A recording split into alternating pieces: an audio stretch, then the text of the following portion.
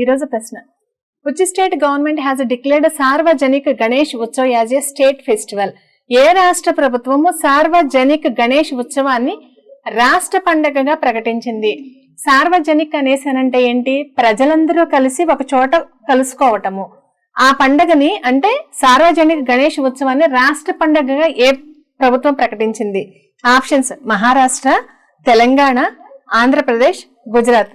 Correct answer is Maharashtra. Maharashtra ప్రభుత్వము రాష్ట్ర పండుగగా ప్రకటించిందంట. ఏది అనేసి అంటే సార్వజనిక గణేష్ ఉత్సవాన్ని. ఈ గణేష్ ఉత్సవాన్ని అసలు ఎవరు ప్రారంభించారు అనేసి అంటే 1893వ సంవత్సరంలో బాల గంగాధర తిలక్ గారు ఈ ఉత్సవాన్ని ప్రారంభించారు. ఎందుకు ప్రారంభించారు అనేసి అంటే అప్పటి బ్రిటిష్ పరిపాలనలో ప్రజలు సమూహంగా కలవనిచ్చేవాళ్ళు కాదు. అందుకోసం అనేసి ఈ ఉత్సవం ఏర్పాటు చేస్తే ప్రజలందరినీ ఏకం చేసి వారికి జాతీయ స్ఫూర్తిని నింపటానికి బాలగంగాధర తిలక్ గారు ఈ ఉత్సవాన్ని ప్రారంభించారు. జూలై 10వ తారీఖు మహారాష్ట్ర ప్రభుత్వము ఈ పండుగను రాష్ట్ర పండుగగా ప్రకటించింది. ఎన్నవ తారీఖు అనేసి అంటే జూలై 10 రాష్ట్ర పండుగగా ప్రకటించిన తర్వాత ఈ పండుగ నిమిత్తం అయ్యేటువంటి ఖర్చు మొత్తాన్ని రాష్ట్ర ప్రభుత్వమే భరిస్తుంది.